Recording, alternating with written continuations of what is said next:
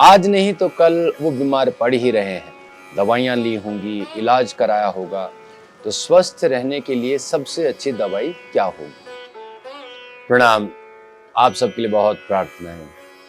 आज हम चर्चा कर रहे हैं इस प्रश्न को लेके कि सबसे अच्छी दवाई क्या हो आपकी हेल्थ के लिए।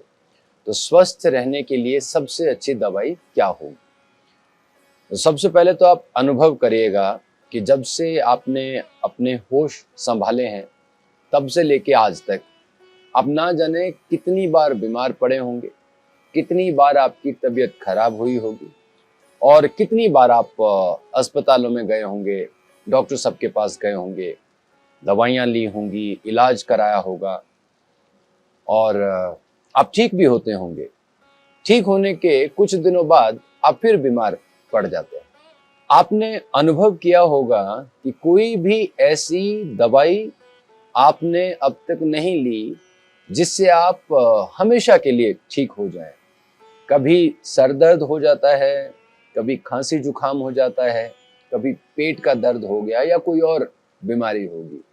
दवाइयाँ लेनी पड़ती हैं, कुछ समय ठीक होते हैं, फिर बीमार पड़ते हैं और यही चक्र चलता चला जा रहा है।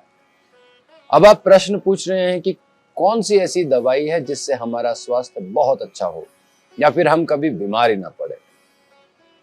कुछ चीजें आपको जब आप पृथ्वी पर हैं तो आपको स्वीकार करनी होंगी कि यहाँ पर कोई भी व्यक्ति स्वस्थ नहीं रह सकता पूरे समय के लिए। आप अपने परिवार में देख लें या अपने बाकी सभी सदस्यों को देख लें जो बाहर रहते हैं, आपके मित्र मंडली सब, आज नहीं तो कल वो बीमार पड़ ही रहे हैं, कुछ ना कुछ बीमारी हो ही रही है। तो ये मान के चलना चाहिए कि पृथ्वी पे जब तक हम हैं, यह हमारे एक युद्ध सा चलता रहता है, अच्छे स्वास्थ्य का और फिर बुरे स्वास्थ्य का। लेकिन फिर भी योग में, आध्यात्म में या ध्यान में माना जाता है कि यदि आप प्रसन्न चित्त रहें, कहने का अभिप्राय है कि आप खुश रहें। जैसे गाड़ी के मोड होते हैं कि आप न्यूट्रल मोड में रखें, पहले मोड में, दूसरे में। ऐसे ही यदि आप एक कला सीख जाएं जिस कला में आप हैप्पी मूड बनाना शुरू कर दें कि जब भी आप अपने आंख खोलें और जब रात को आंख बंद करें, इस बीच में आप अपने शरीर को हैप्पी मूड में लेके आओ। एक ऐसा मूड बनाओ जो प्रसन्न रहे। समय यहाँ पर सदैव अच्छा नहीं रहता, समय यहाँ पर सदैव बुरा नहीं रहता।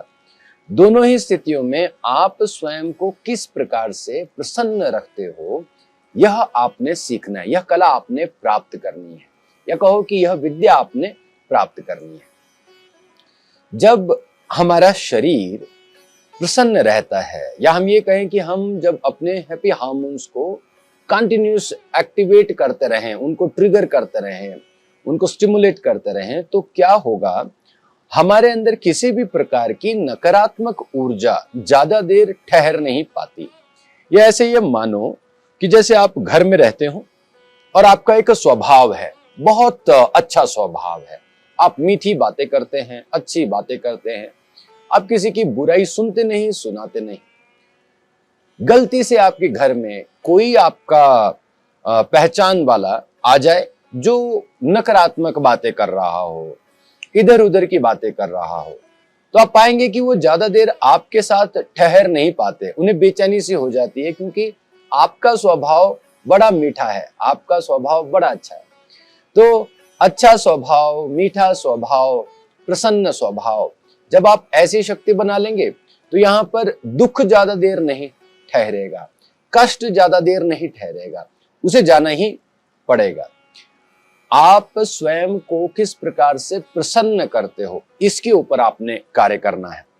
आप जब दुख में रहेंगे, मानो बीमारी हुई, आप दुख में हैं, तो बीमारी गुना हो जाती है दो से, वो और कठोर हो जाएगी। लेकिन यदि आप प्रसन्न रहेंगे, आपके अंदर एक ऐसा मन होगा कि जो भी मेरे साथ हो रहा है वो मुझे स्वीकार है और मैं बहुत जल्दी ठीक हो जाऊंगा। आप इस प्रकार की अफर्मेशन लेना शुरू करते हैं कि मैं बिल्कुल ठीक हूँ, मैं स्वस्थ हूँ, मैं खुश हूँ, मैं प्रसन्न हूँ, मैं बहुत शक्ति में हूँ, बहुत मेरे मेरे मन में बहुत ऊर्जा है। इस प्रकार के भाव जब आप लेना शुरू कर देते हैं तो किसी भी तरह की बीमारी हो वो आपके शरीर से बाहर जरूर जाएगी और फिर बीमार होने के चांसेस भी बहुत कम हो जाते हैं। तो प्रसन्न रहना आपके लिए एक शक्तिशाली औषधि के रूप में कार्य करेगी। तो प्रसन्न रहो, जैसी भी स्थिति हो अपने आप को खुश रखो। इसमें एक और बात याद रखिएगा, जहां हम रहते हैं जरूरी नहीं कि पूरा समय आप वहीं पर रहते हुए अपने आप को प्रसन्न करने की कोशिश करें, ऐसा नहीं है। आपको थोड़ा बाहर निकलना चाहिए, उन सब से मिलना चाहिए जो आप में या आपके लिए ये प्रसन्नता की ऊर्जा उत्पन्न करते हो।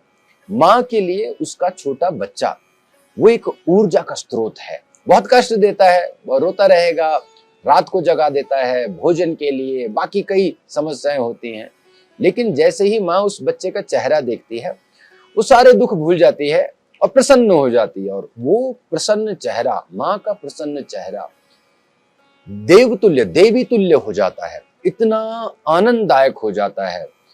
आप अनुभव करते होंगे यदि घर में किसी माँ के पास अभी छोटा बच्चा है और उस बच्चे के साथ उस माँ का जो वो क्षण अगर आप देख पाते हो, जब माँ अपने बच्चे को प्यार कर रही है, तो आपका मन करता होगा कि इनकी पूजा कर लें। क्यों ऐसा भाव पैदा हुआ? क्योंकि माँ ने अपनी प्रसन्नता का कारण ढूंढ लिया। उसे पता है कि ये बच्चा मेरी खुशी का कारण है और उसके लिए मैं सब कुछ न्योछावर करूंगी। ऐसे ही आपने अपने जीवन में उन सभी का चयन करना है जो आपके जीवन में प्रसन्नता लेके आते हो और फिर जीवन पर्यंत उनके साथ रहना है, जुड़ के रहना है। जब आप ऐसे रहेंगे, इस प्रकार से अपने जीवन की तैयारी करेंगे, तो कष्ट होते हुए भी कष्ट आपको छुएंगे नहीं। किसी भी प्रकार का दुख या किसी प्रकार की बीमारी आपके शरीर में हो, उसका अंत अवश्य होगा। ठीक है, आज के लिए इतना ही। आपके और प्रश्नों के साथ फिर मिलेंगे। आप सब अपना ध्यान रखें। नमो हिमालय।